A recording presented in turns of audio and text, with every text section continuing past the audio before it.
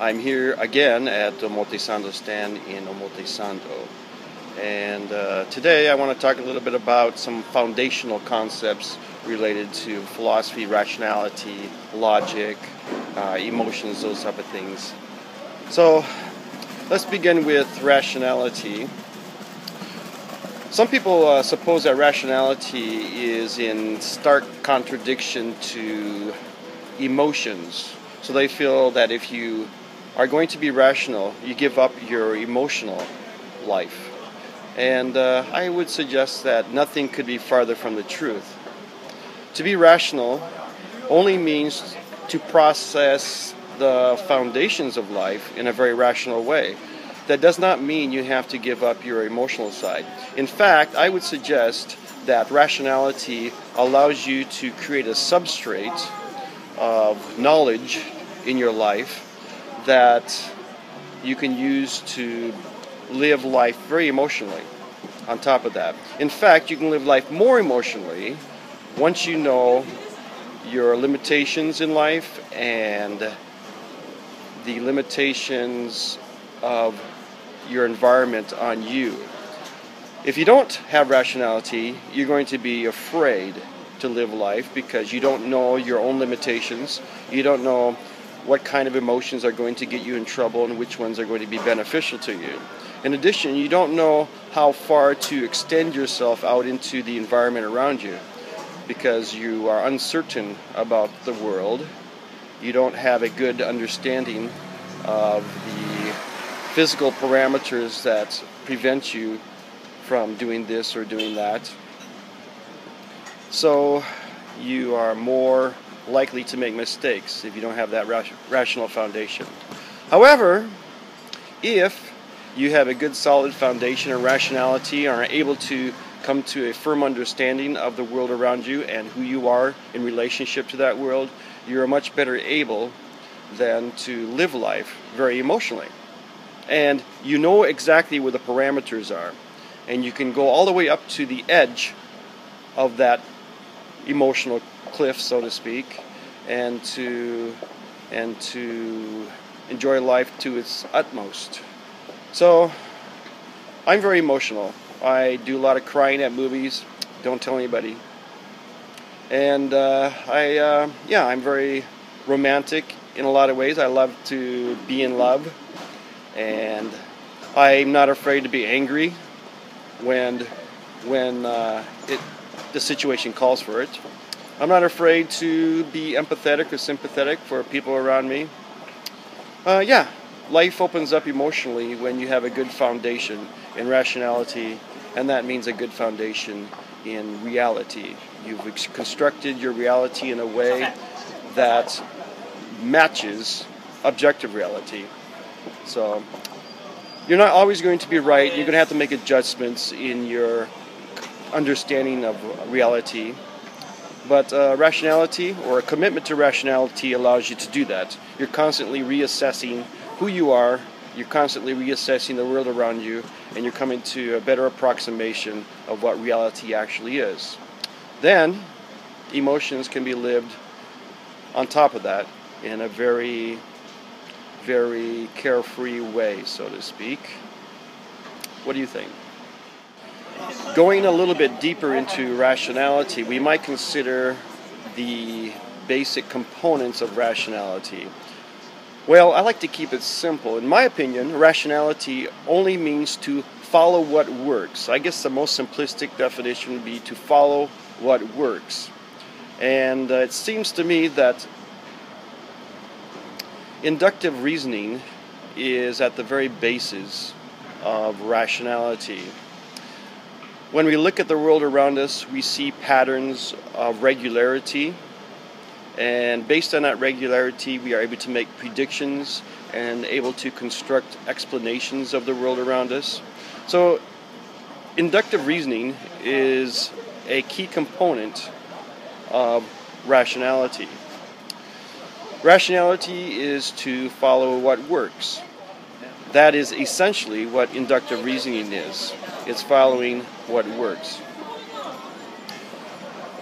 So if we are following what works, we can back away from any assumptions that we tentatively hold when whatever we are following ceases to work. So we only follow inductive reasoning to the degree that it works. In my experience, and I'm guessing that in yours, inductive reasoning has worked to a very high degree of regularity. And so we can have confidence in inductive reasoning. There are other things that we can place a very high degree of confidence in, one of those being logic. In my experience, logic has never failed when I've implemented logic appropriately. So logic deserves my high degree of confidence based on its high degree of perceived regularity. I have never experienced logic to fail. Let's see, mathematics. That's another thing that does not seem to fail. So I place a high degree of confidence in mathematics also. There are other things, other types of laws in life that scientists have introduced, such as gravity and perhaps some laws of physics that seem to be very, very regular. There have been no recorded instances of failure in respect to those laws. There are other types of laws, things we call laws, that are less regular. For example, sometimes the laws of economics do not always work in every situation. We still call them laws because they do allow us to make certain predictions within certain types of well-defined context. But sometimes, if the parameters are altered to any degree, then the theory based on the law will fail. So there are other types of laws. Moore's law, for example, where the rate of increase in computer memory increases or doubles every 1.5 years. That has been tagged a law because it has been very regular in the age of computer programming, but that's not to say that law will always continue into the future. I'm sure it's going to fail at some point. So things that we abstract out of regularity in the world around us and that we tag a law are not necessarily absolute laws. So I'm not even willing to say that logic and mathematics have absolute laws. There's no way for me to access whether or not those laws are absolute. I'm a subjective being and I access the world subjectively, which means I don't have any type of mechanism that I don't have any type of mechanism whereby I can directly access the world around me and know for certain that this law or such and such a law is absolute.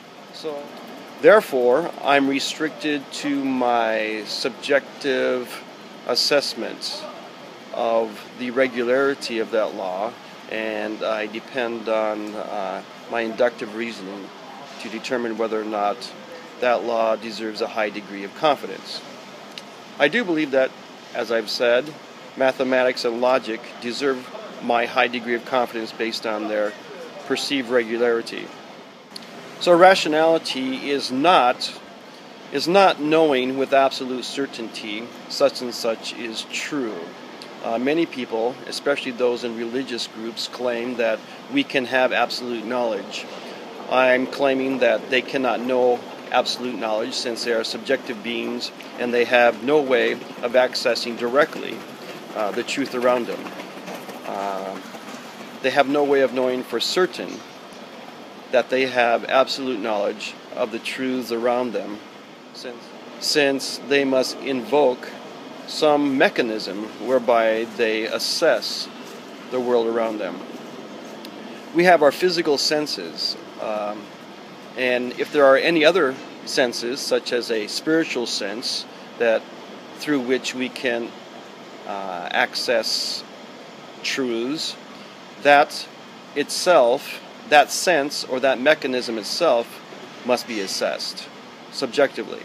So each mechanism must be assessed by another mechanism ad infinitum, and you can never get to the thing in itself. We are locked inside of our subjectivities, and we can never escape our subjectivity to reach an objective or absolute knowledge. It is human nature to want to know things with all certainty, and I'm suggesting that absolute knowledge is not available to subjective creatures such as ourselves. We are dependent on our senses, our subjectivity, and can never access things directly, and we cannot know them with absolute certainty. Therefore, I come to rationality with a healthy degree of skepticism. It is not absolute skepticism, but it is a healthy degree of skepticism that does not allow me to accept things absolutely. Rationality is following what works. Part of rationality is an inductive reasoning, and I'm going to follow inductive reasoning for as long as inductive reasoning appears to work. I'm going to follow logic as long as logic appears to work. I'm going to follow mathematics in the same way for as long as it seems to work. As soon as any one of these fails to work, and at that point I have to say my confidence in that process or that mechanism has declined to some degree. I have recently heard some people suggest that because I do not have absolute certainty in anything, therefore I cannot have knowledge. Essentially, this is based on an equivocation. They introduce knowledge as it is used conventionally. Conventionally used, knowledge means a high degree of confidence based on a high degree of evidence. But some people try to suggest that knowledge must be true or absolute in order to serve as a foundation for further knowledge or understanding. That's ridiculous. We don't need to be absolutely certain of anything before we can have a high degree of certainty in some things. So knowledge as it is conventionally used is a far cry from absolute knowledge. It is my contention that absolute knowledge does not exist for subjective beings. However, we do have conventional knowledge, since conventional knowledge only means a high degree of confidence based on a high degree of evidence. In my opinion, the word knowledge has limited utility, since it is easily confused and some people use the term to express a high degree of certainty that is often employed to convince others that such and such a proposition is true. So it is true, unfortunately, that people believe something suggested by someone else if it is said with a very, very high degree of confidence. And if you can claim that you have absolute knowledge that something is true, unfortunately, some people will believe that. I think it is clear, however, that no subjective being has absolute knowledge.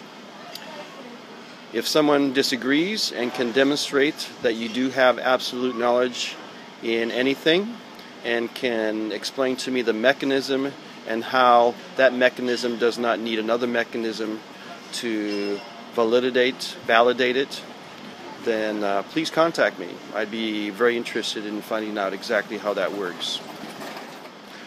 Let me extend the concept of rationality a bit more. Rationality is following what works. Let me expand that a bit. Rationality is following what works to the degree that it works. And to expand it a bit more, rationality is to follow what works to the degree that it works, as long as it works. So not everything works perfectly. There's some regularities that are not absolute, that we can find exceptions to, and our degree of certainty must match only the degree of success of the regularity. In addition, there may be a period where regularity works consistently in some area over a period of time, but then ceases to work. For example, inductive reasoning may, for some reason, at some time, fail to work.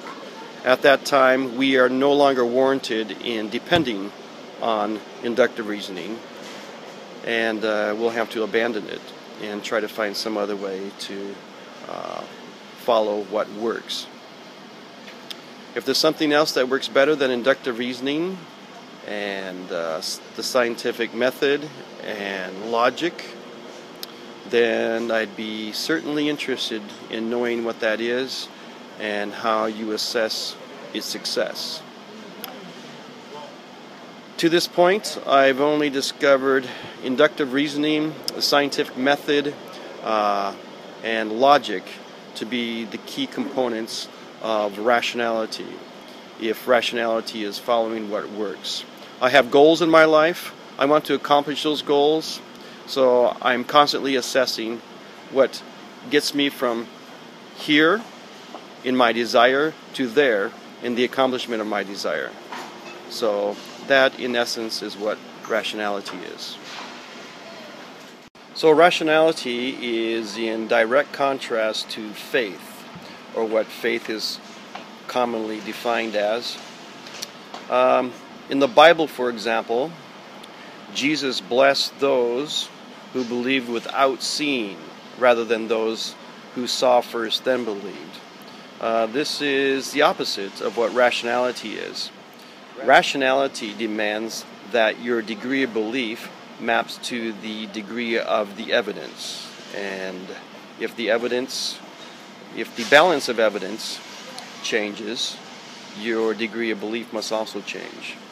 So instead of blessing those who believe without seeing, the rationalist would bless those who believe more after they see. That just makes common sense. But for many thousands of years, the religionists have tried to invert this natural order and place faith above rationality, or above evidence anyway. This is lamentable. It does not make sense to believe something more after seeing less evidence.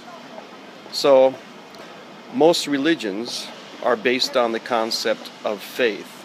If they can get you to believe in the concept of faith, then they can get you to believe almost anything.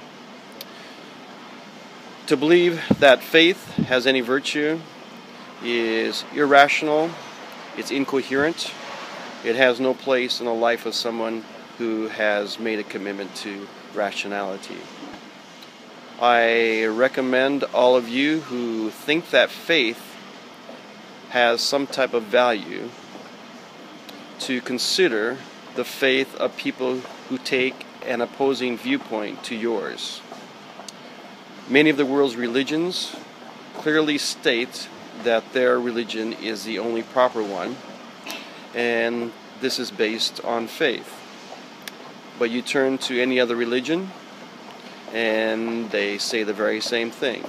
It's the very same principle applied in different parts of the world to different types of religions, and the underlying concept of faith is a bankrupt concept that has no virtue, no value, and has no place in the mind of someone who wants to be rational.